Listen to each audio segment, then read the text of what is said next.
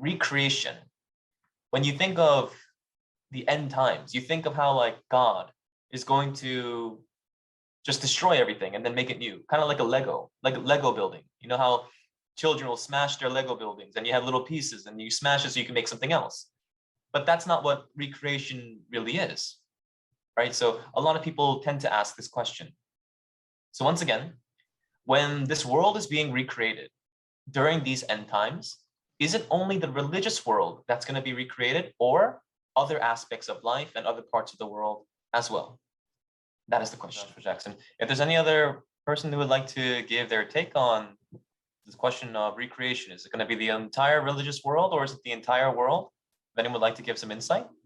Yes, so as Reverend Jackson, already spoke on behalf of me as well this time, that we have cyclic nature. We all know, we have been talking about this, that in Sanatan Dharma, in the Shastra or the scriptures, it's a cyclic creation. Nothing ends forever, and it just keeps on going. So it is being divided in the ratio of 4:3:2:1 in the form of yugas, the 4 yugas, which I'm going to talk more about today over again in the main question. So I am supposing that this is not our main question, right? This is just... Yes, not the main question. Yeah, so okay, so yes, so basically the cycling is going on, and in Sanatan Dharma, what makes it different from Abrahamic faiths is that we do not believe that God is controlling us. We believe that we are the divine beings, we have the consciousness, but we are trying to manifest God through us, or the Godhead, or the consciousness of the highest Godhead that is being manifested via human beings. And our goal is to reach that highest consciousness. That is what is our goal is. So that is what it makes different from other faiths, that when in other faiths, they say that God is going to make it perfect. We say that we have to make it perfect and try to be as close to God via our manifesting behavior and via our consciousness. Thank you. Thank you so much, Ms. Divya Jain. Okay, thank you so much. So allow me to read this question for all of us. If there will be a world after the end of our current one, what would be the reason or reasons for having a newly created world? So very interesting question. Right away with Ms. Divya Jain. Yes, thank you. Thank you for this question again. So basically, I wanted to clarify a couple of things, like how Sanatan Dharma is also not pluralistic. It is pluralistic in a way, but overall, it is a monotheistic belief too, which believe in the one supreme Godhead. But as we believe that all of us are the manifestation of that Godhead. So this is a very wrong notion around the world, that Sanatan Dharma is a polytheistic belief, whereas it is a monotheistic belief too. On the question pertaining to the question, I want to say, and this might be interesting for the Scientology as well, that in Sanatan Dharma, there is a lot of science. Actually, we think and we believe that the origin of science happened through our scriptures. Most of the world read those scriptures at one point of time, and they took the science forward from there. So even today, if you go back, there is a lot of... most of the things are very scientific. Everything we do, everything we perform, every ritual we perform is very scientific. So on that particular question, as I told earlier, that we are divided into 4 yugas, and 4 yugas are the Satya Yuga, Treta Yuga, Dwapar Yuga, and Kali Yuga. After my answer, I'm going to share a link which tells exactly the amount of calculation is so meticulous. This is coming out of our Shastra in the ratio of 4:3:2:1. These yugas are operating. All these yugas have a very different characteristics in itself. So let's say for Satya Yuga, the self-realization in this yuga was very high. The human consciousness was very high. The spirits were trying to strive, and they were very close to the Godhead, to the highest consciousness possible. In the Treta Yuga, the lifespan decreased, as well as the self-consciousness or the self-realization of the human being or the human spirit had decreased. In the Dwapar Yuga, it decreased further. The life expectancy also decreased in Dwapar Yuga. Now we are right now in the Kali Yuga, which is the last Yuga of the Yuga cycle. Now I want to clarify that right now in the Kali Yuga, because of the decrease in the human consciousness, decrease in our understanding, decrease or being far, far away from the highest consciousness, which is the Godhead, we are going towards a world which is not peaceful. The genocides are happening, or there is mistrust, or infidelity, or all these corruption, bribe, famines, not respecting the environment. All these are because we are in Kali Yuga.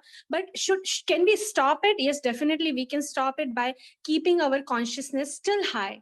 But this is what has been predicted in the Shastra or in the scripture, that this is how the cycles of Yuga are going to go. And the reason for the new formation, because Sanatan Dharma doesn't believe in new formation, rather in a cyclic formation. So again, the cycle is going to repeat after the Kali Yuga gets over. So the Kali Yuga is, we are 5,000 years into Kali Yuga. We still have 432,000 years or 432,000 years in Kali Yuga. It is going to probably get worse, but if we keep God God or the highest consciousness as the center of our consciousness, we probably can avoid the more destruction or the destructive path that the humanity is on. Now, Earth is not going to dissolve. This again, we believe in cyclic nature of universe. So nothing is going to get dissolved. There is not going to be physical end. But again, Satya Yuga will start once the Kali Yuga gets over. And what we have to make sure to make this Kali Yuga beautiful and glorious, and we don't want to be on the path of self-destruction or destruction of humanity and of our cosmic consciousness. So the reason for the new formation would be definitely if we are not behaving as per the instructions in the Shastra or the scriptures of Sanatan Dharma, then there is going to be more disaster, more wars. And then we will be on the path of destruction. But definitely this physical end is not going to happen. We will be again entering into Satya. Dhanyavad. Thank you. Thank you so much, Ms. Divya Jain. Okay, question 2. How would this newly recreated world differ from the current world we live in?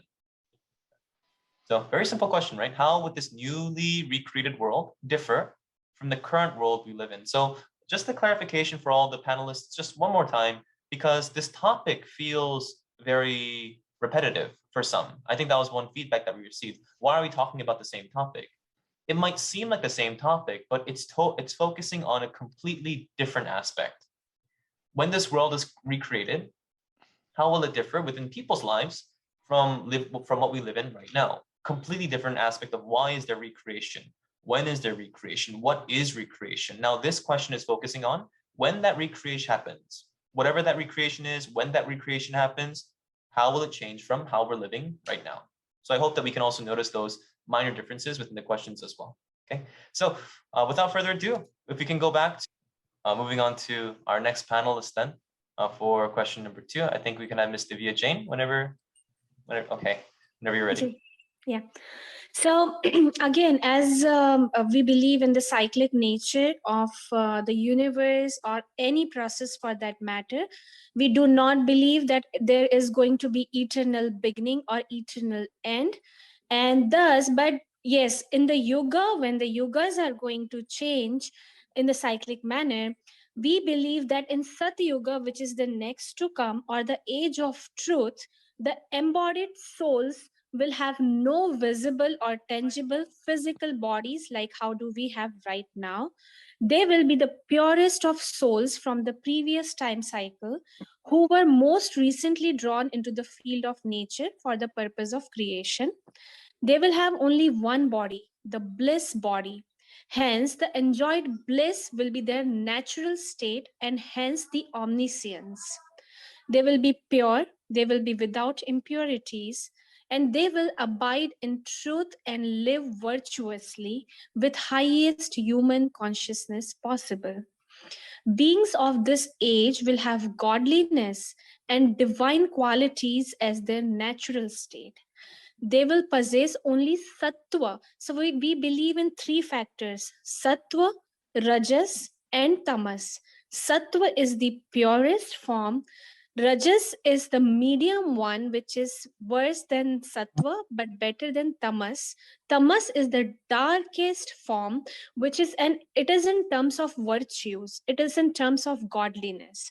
So they will possess only sattva, and they will live like gods upon earth who could easily enter the subtle worlds because of their pure consciousness.